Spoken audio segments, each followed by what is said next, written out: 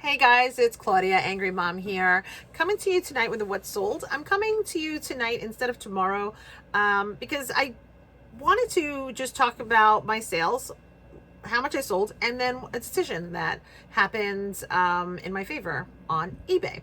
So let's get into it. I sold this coffee grinder tonight. It's an old-fashioned coffee grinder. You put your coffee grinds in there and you turn this around and then you pull this little drawer out and the coffee grinds are in there. I sold this just now, tonight as I was cleaning up my room. I had it listed for $19.95 and the buyer offered me $15 plus shipping on top, and I took it. I felt it was a good sale. It was a donated item, so it's pure profit. I sold this pair of Kappa men's pants. These, I wasn't familiar with the brand previously. I got it in a pallet purchase that I purchased back in June. I have to be honest, I didn't list these right away because I felt like they were a little bit a risque of a brand. I wasn't familiar with the Kappa brand at all, so that's the label. And if they always have these two women back to back on them, and I'm sorry if it's not clear, but I apologize. And they also have them, they usually have them running along the side. Sometimes they have them the full length of the pant. They also have the women on the shoes. I had gotten two pairs of shoes, some shirts, track pants, track jackets of this brand, and the shoes sold right away for pretty decent profit. Between $35 and $55, both of them, each of them, and the track shirts as well, or the shirts, and one of the track jackets sold, and this sold for $30. $2.87 on anything that comes out of that pallet. So $2.87 here. The last thing that sold for eBay was a really great pickup. I picked it up in October, and I got a tip from Matt, the part-time picker. He's out in California. He has a YouTube channel. He's a part-time picker and the part-time flipper, both on YouTube. So if you want to check him out, he's a great resource. He shares all his bolos. He shares all the intricacies of all the smaller items and kind of thinks outside the box. And I really appreciate that about him. So just a big shout out to Matt because he gave a tip on this. This is my biggest sale this weekend, $140 sale. I picked this up for $8 at a yard sale this weekend. It's a Marantz cassette, 3-head cassette player. Was I in that right? Yeah. So, I watched one of his videos and he talked about the Marantz, and I saw it at a yard sale. It was always one of those if I'm at a yard sale and I see it, I'll get it. And a few weeks later I saw it, so I picked it up. So it was really a great pickup. I picked it up for $8. They wanted 10. I offered 5. They countered at 8, and I bought it. So it was a really great sale, $140. And I paid the shipping, and I think I already printed the label, and I printed it from USPS, and it was someplace in the $19 or $17 or $19. I can't remember because I printed so many labels out tonight, and I've been looking at so many numbers, but it ended up being a reasonable number. So I'm probably going to profit. They're probably under $20, so $120 and then fees. So not so bad for a quick $8 pick. I sold a few things on Poshmark. These were organic sales. Absolutely no offers to likers percent on these. This is a clutch bag from Francesca's. It's just a mall brand. Nothing super fancy. I sold this. I had so much interest on this, but nobody ever pulled the trigger on it. They just kind of kept waffling, measurements and this, that, and the next, and it just never sold. So I kind of got aggravated, and I copied the listing a few months ago, and when I did, I actually raised the price. I think I had this down to $22, and in one of the pockets I actually found the receipt, and it actually sold for $27. So that's what I listed it for, and that's what I sold for. This was a donated item, so I have nothing into this, and it's pure profit. The next thing that sold was this Jack's plaid shirt. It is so you can see the label. This is sold for $17. Not $19. Not a super high profit, but it was a donated item, and plaid is big right now. So I decided to keep it and not donate it further on to any of the donation sites that I donated to. I decided to keep it, and I listed it and I sold it. I'm transitioning from clothes, so a lot of the times if I get an offer, I'll take it. I never really listed this really high because I didn't see the comps support a higher number. So that was just my train of thought. And at this time when this was processed, I was really looking to kind of start getting out of clothing, but I am not getting rid of my clothes. I'm just kind of dealing with them and pushing them out as they sell. The last thing that sold tonight is this pair of Skechers. I was donated them. I think they were worn once, like around the property the person lived in, because there's like nowhere here. Excuse me. And there's nowhere on the bottom. They came with the box, and they have this like basket weavy kind of design on the side. So that is a little bit of a distinguishing mark, and they are memory foam. So there's always really great sellers for these type of shoes. They don't really resell for a high amount, but they were donated to me, so I listed them, and I wouldn't go out and source them, but if you find them at like a yard sale and they're memory foam, or they have some kind of intricacy like an embroidery is really big. If they have a good pattern, people will pay for them. I recently just sold a pair of Goga Skechers. They had a really great blue like marble design on the top. I've sold a pair of Skechers, and I can't remember like the other name, like the style of them, but they had cross stitch embroidery on the top. And cross stitch embroidery, I think I'm making that up, but it was definitely floral embroidery on top of where your foot sits in, so the top of the shoe. And it was really, really pretty, and it cleaned up really, really nice for me. And they were rock star shoes. Like, I almost wanted to keep them because they were so comfortable, and they had a lot of memory foam in them, and people go out and they look for those. So if they can get them at a cheap price, and if you can get them at a cheap price at a yard sale, or if you have something in your closet, then, just think about listing it, because they do move. They're just not that super seller.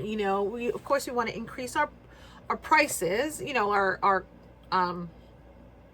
profit, but I think I've sold 3 pairs of Skechers this week, and I just sent out an offer on another pair of Skechers, and those Skechers are designer Skechers from Europe, and they're $40. I just sent a $40 offer on the shoes, but really they're a pair of $55 shoes. So, if you can find them at a cheap buy-in price, and they have some kind of design on them, not just your regular Skechers shoe, I might pick them up if they're like at 50 cents or $1, or I don't think more than $2. And I wouldn't go sourcing them at thrift shops. Currently, thrift shops have lost their mind, and they're charging so much money. I wouldn't buy them for $6. I wouldn't buy them. I definitely not for the $12 that my store is charging currently for some of their shoes. Skechers are usually always about $4 or $5 at my local thrift shop, though. But in Connecticut, I did see Skechers shoes for $24.99, which I thought was, I was shocked. So those were my sales this weekend. On Poshmark, I sold $71. I mean, I wasn't listing, and I was not sharing my closet at all. I shared for maybe an hour before I left to go to Connecticut to pick up my auction wins. And on eBay, I sold $188.20 thanks to the Marantz back there. So I'll share that below. If you see a Marantz stereo piece or amplifier, make sure it works. Plug it in. Don't buy it if it doesn't work for you. But if it does work, Marantz, currently people collect it, and they want to finish off their stereo systems, I guess. I don't really know. I just took the bolo from Matt, and I'm sharing it. So there you go. Total sales for this weekend between the 2 platforms. I did not have any Facebook Marketplace sales this weekend. I actually gave stuff away this weekend, some toys. Total this weekend sales was $259.20. My cost of goods was, again, pretty low, $10 87 cents this weekend for cost of good. So that's actually a pretty great return on investment. I think it kind of shows that if you don't put in the work, you're not going to get the return that you are expecting, and you kind of have to do the work, and if you don't grind, you're not going to make it. But I knew what I was doing this weekend. I had really great sales during the week. I've had multiple $500, $300 sales week days, so I kind of just backed off a little bit so I could handle some personal items. I got furniture. I finally am getting my Christmas tree. So I actually got the Christmas tree finally. So it's a little late in December to be getting a tree, but I got it, and I'm really happy, and I'm instantly much happier when there is a live tree in my home. So those are my sales this weekend. I also wanted to share with you something great that happened this weekend. I had actually, the claim part was not great, but I had a customer who purchased this Animaniacs for I just want to make sure the customer's name is out of the picture. Yes. So if you can see, don't judge me. I don't know how to share a screen. Don't judge me. I just wanted you to see what it was. So, the customer purchased this item for me. I got this as a donation as well. I don't remember what the comps were, but I listed it for $12.50, and it went into a 25% sale that I was having on electronics and games, and it sold for $9.38, and the buyer paid the shipping. On the shipping went first class mail at $3.80. It was going to Illinois, and this happened today. I thought I made a sale, and it actually was eBay telling me that I had a case and to settle it with the buyer. And I saw that the buyer said that they didn't receive it. So I did not actually speak to the customer first. I actually went into my tracking. On all packages, there is tracking. Even your first class mail, you just don't have the protection of, if you lose it or it gets what have you. I saw that the tracking said that it was delivered to the customer's home in the mailbox. So I responded to the customer, and inside of the claim, and I said, it says that it was received, and I said the exact time that it was received, and I also said that it was in the mailbox. So, because that's what the USPS tracking stated. So he did not comment to me again. I was busy at the time doing the furniture pickup. So later on, I went in and excuse me one second. Later on, I went in and I updated the tracking information with the tracking information that I had from the USPS. And I also stated exactly what time it was delivered to his home, and that the USPS stated that it went to his mailbox. So I actually put in the tracking number, the exact tracking number that was inside of the information that was there, that has been there all along. And I never heard back from the customer. When I got home later during the day, I went in to see the claim, and I saw that actually somebody put in a claim to the USPS to track the package, and the USPS had tracked the package, and within the same day opened and closed the case, and also listed it as delivered. So the customer is either lying, or the package got stolen, or I don't know, but the USPS did its job and I did my job.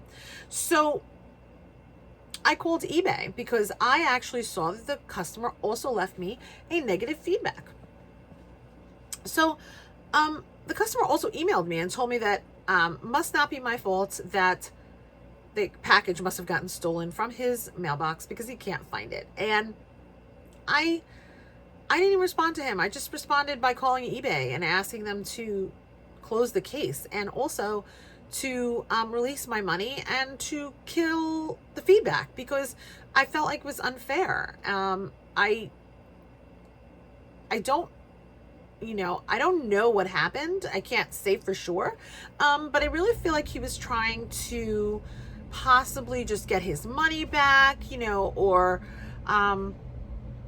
because the story changed, the story was that it was never received, and then it was that, oh, he must have received it, but then it got stolen from his mailbox. And I really felt, again, I'm not just going to lay down and take it. I'm not just going to return your money without doing my own investigation and providing not only customer service by answering very quickly back that there was tracking and that it was delivered to your home, and answering you within a timely frame, but I'm also going to cover my bases by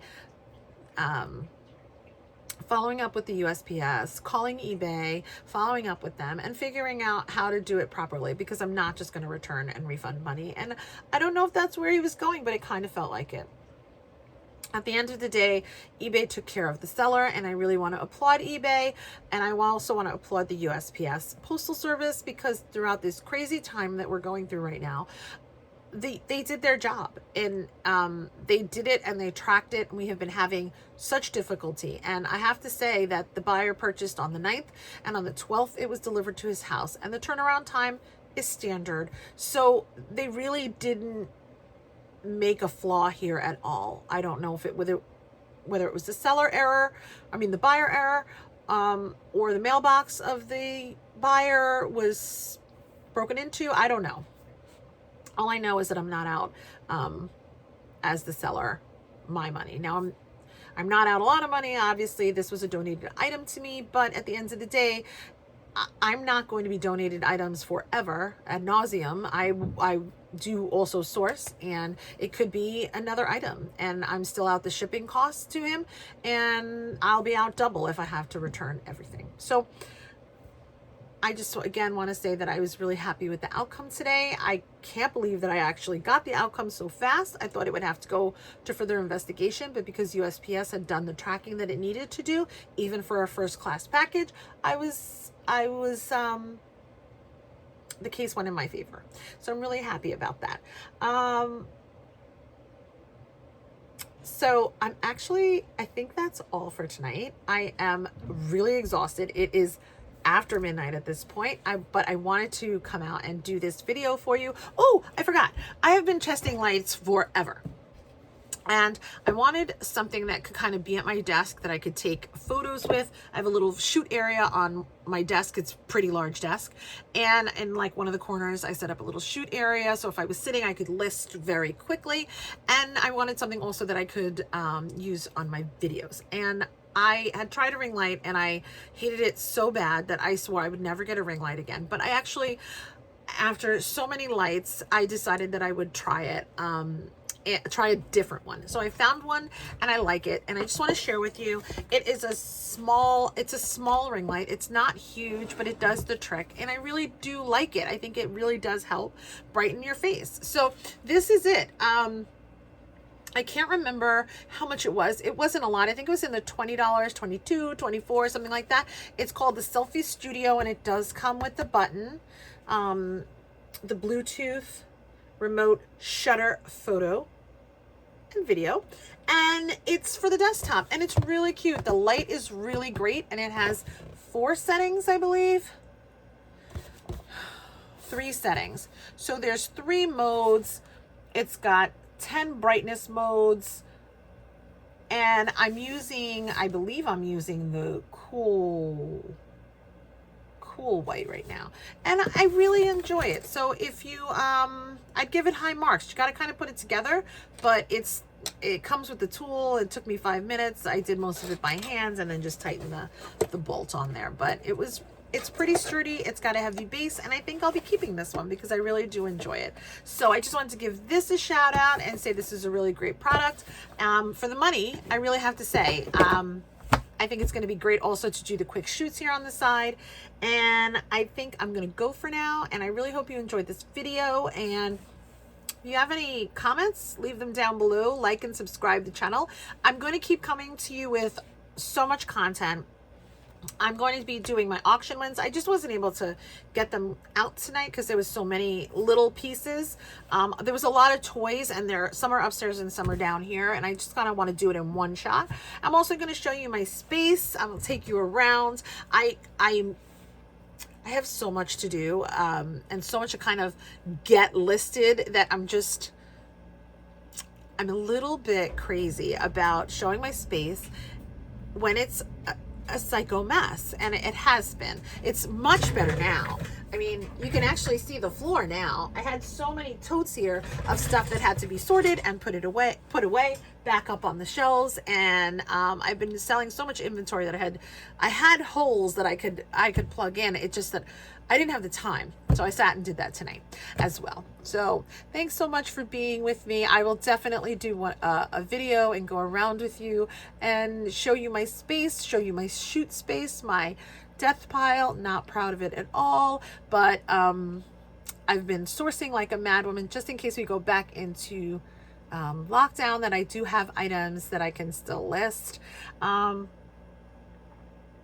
Yeah, so that's me for tonight. Thanks so much for watching. I hope you enjoyed it. Like and subscribe. We'll keep coming at you with some more content, fun stuff, and all the goodies that you guys like some sourcing trips. So talk to you soon. Take care.